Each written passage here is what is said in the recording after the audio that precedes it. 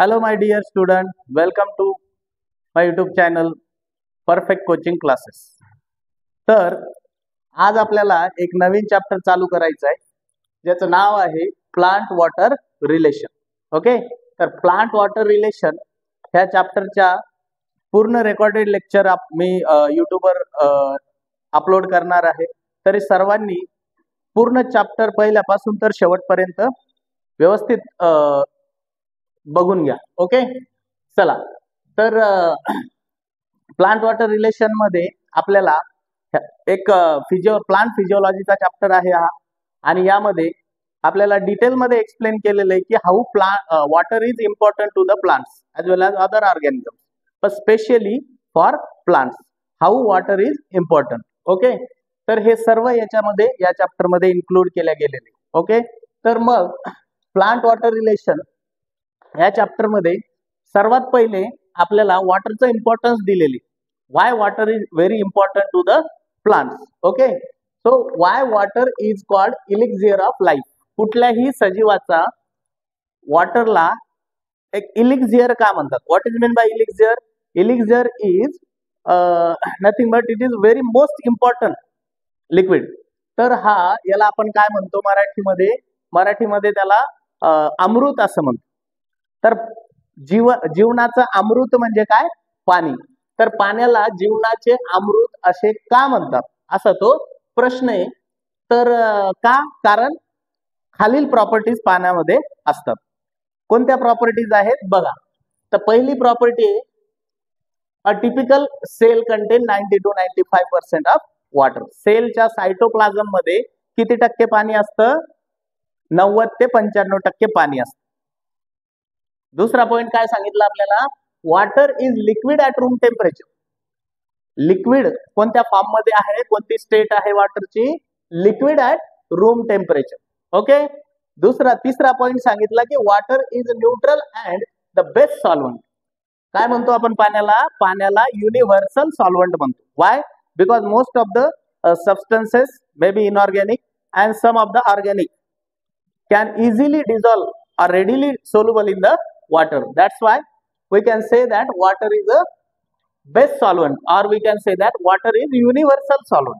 Okay, why it is called as universal solvent? Because water मध्ये जास्तीत जास्त पदार्थ काय होतात? डिझॉल्व होतात, विरघळतात. ओके, त्यानंतर water for a nutrient, food आणि gases like CO2, O2, nutrient, food आणि अजून काय?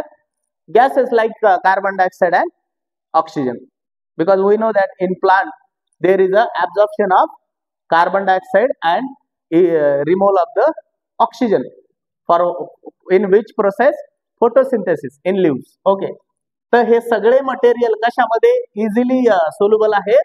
पाण्यामध्ये. आणि म्हणून पाण्याला काय म्हणतो आपण? बेस्ट सॉल्व्हंट म्हणतो किंवा युनिव्हर्सल सॉल्व्हंट असं म्हणतो. Okay, next, water has high specific heat, high heat of vaporization and high heat of fusion. ह्या तीन प्रॉपर्टीज ज्या आहेत, कोणकोणती? स्पेसिफिक हीट, अजून काय? हीट ऑफ वेपरायझेशन, आणि अजून काय? Heat of fusion. Amount of heat required to convert from one state into the another, that is called as specific heat. And high heat of vaporization, the amount of heat required to convert 1 mole of liquid into its vapor is called as what? Heat of vaporization, isn't it?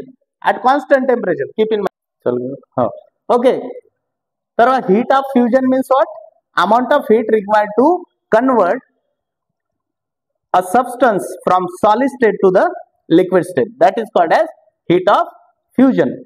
Or energy required to convert solid into the liquid, that is called as heat of fusion. Again we can have water is act as a thermal buffer. काय म्हणून act करतं water? Water हे एक thermal buffer म्हणून act करतं. असा पदार्थ जो टेम्परेचर मेंटेन ठेवतो, जास्त वाढवू देत नाही आणि कमी होऊ देत नाही, त्याला काय म्हणू आपण? Thermal buffer. Okay, water can act as a due to this property, high heat of fusion, high heat of vaporization and high heat of high specific heat. ह्या प्रॉपर्टीमुळे वॉटर काय म्हणून ऍक्ट होतं, थर्मल बफर म्हणून act होतं. Okay, जसं आपल्याला माहिती आहे ऍसिड आणि बेस यांचा पीएच मेंटेन ठेवण्यासाठी किंवा सोल्युशनचा पीएच मेंटेन ठेवण्यासाठी जो आपण सबस्टन्स ऍड करतो त्याला काय म्हणतो आपण, बफर म्हणतो. Acidic buffer, basic buffer. Okay, तसं थर्मल बफर म्हणजे असा पदार्थ जो काय करतो, टेम्परेचर मेंटेन करतो. Okay, next, water shows good cohesive adhesive forces of attraction, hence shows capillary action due to which it rises in the capillary. लक्षात ठेवा, पाण्यामध्ये कोहेसिव्ह फोर्सेस आणि अडेसिव्ह फोर्सेस स्ट्रॉंग असतात.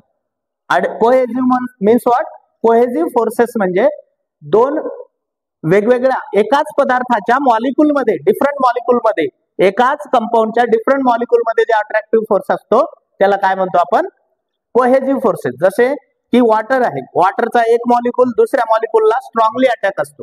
कशाने, हायड्रोजन बॉन्डिंगने. तर मग तो कोणता फोर्स ऑफ अट्रॅक्शन झाला, कोहेसिव्ह फोर्स. लाईक मॉलिक्युल्स मध्ये जो फोर्स ऑफ अट्रॅक्शन असतो त्याला काय म्हणतो आपण, कोहेसिव्ह फोर्स. आणि दुसरा कोणत्या टाईपचा फोर्स आहे, adhesive force. Adhesive force means what, adhesive force म्हणजे वेगवेगळ्या कंपाऊंडच्या मॉलिक्यूल मध्ये जो अट्रॅक्टिव्ह फोर्स असतो त्याला काय म्हणतात, अडेसिव्ह फोर्स ऑफ अट्रॅक्शन. म्हणजे वॉटर आणि दुसरा एखादा सबस्टन्स यांच्यामध्ये सुद्धा अट्रॅक्टिव्ह फोर्स असतो. तो कोणता फोर्स ऑफ अट्रॅक्शन, तो आहे अडेसिव्ह फोर्स. सो कोहेसिव्ह आणि अडेसिव्ह फोर्सेस स्ट्रॉंग असल्यामुळं पाणी हे कॅपिलरी मध्ये राईज करू शकतं. काय होऊ शकतं, कॅपिलरी मध्ये वरती राईज करू शकतं. त्याला काय म्हणतो आपण, कॅपिलरी ऍक्शन किंवा कॅपिलरिटी शोन करतो कोण, वॉटर. ही एक प्रॉपर्टी आहे. त्या सगळ्या प्रॉपर्टीमुळं वॉटर हे फिजिकल वर्ल्डशी बायोलॉजिकल वर्ल्ड जोडण्याचं काम करते. Why, because physical process like high heat of fusion, high cohesive and adhesive forces. Okay, तर कोणत्या प्रॉपर्टी आहेत, high heat of fusion, high heat of vaporization, specific heat, cohesive, adhesive, ह्या सगळ्या गोष्टी स्ट्रॉंग असल्यामुळे वॉटर काय म्हणून ऍक्ट करतं, फिजिकल वर्ल्ड बायोलॉजिकल वर्ल्डशी किंवा पेशी सजीवांशी जोडण्याचं काम वॉटर करतं. ह्या सर्व प्रॉपर्टीमुळे पाण्याला काय म्हणतो आपण, पाण्याला आपण काय म्हणतो, इलिक्झियर ऑफ लाईफ असं म्हणतो. Why water called as elixir of life, because of this properties. Okay okay, मग आता आपल्याला जर समजा एका ग्राउंड फ्लोअर पासून तर टॉप फ्लोअर पर्यंत पाणी जर न्यायचं तर आपल्याला काय करावं लागतं, आपल्याला पंप वापरावं लागतं, मोटर वापरावं लागतं. बरोबर आहे. पण झाडं खूप उंच उंच आहेत काही, तर त्या लोअर म्हणजे पूर्ण सॉइल मधून पाणी ऍब्झॉर्ब करून टॉप पर्यंत, कॅनोपी लेवल पर्यंत कशा प्रकारे विदाउट मोटर, विदाउट पंप कशा प्रकारे जात असत. we know that water can flow from higher level to the lower level, that is spontaneous. चढाकडून उताराकडे वाहू शकतं, पण उताराकडून चढाकडे नेण्यासाठी त्याला एनर्जी अप्लाय करावी लागते. आणि मुळे कुठल्या प्रकारची एनर्जी ऍब्झॉर्ब किंवा water pump, without water pump इतक्या वरती पाणी कशा प्रकारे ट्रान्सपोर्ट करत असते. ओके, तेच आपल्याला शिकायचं. काय, झाडांचा मुख्य अवयव जो काय ऍब्झॉर्ब करतो, वॉटर ऍब्झॉर्ब करतो, त्याला काय म्हणतो आपण, रूट असं म्हणतो. मग त्यासाठी आपल्याला माहित पाहिजे मुळांमध्ये कोणकोणत्या रिजन आहेत. तर मुळाची पहिली रिजन आहे पहा, टोकाकडे असणारी, त्या रिजनला म्हणतो आपण रूट कॅप. मुळाच्या टोकावर जी काय असते एक छोटीशी रिजन आहे त्याला काय म्हणतो आपण, रूट कॅप. काय काम असतं त्याचं, त्याच्यामध्ये म्युसिलेज राहतं आणि स्टिकी सबस्टन्स जो मातीला, खडकाला भुसभुशीत करतो, नरम करतो, ज्यामुळे हे यंग ग्रोईंग रूट जे आहे ते पेनेट्रेट होतं. त्याला काय म्हणतो आपण, root cap. It protect the young root. Okay, नंतर zone of meristematic region or cell. ह्या रिजन मध्ये इथून इतकी जी छोटीशी रिजन आहे त्याला काय म्हणतो आपण, zone of meristematic region. Okay, इतकी जी रिजन आहे याच्यामधल्या सेल काय होतात, डिवाइड होतात.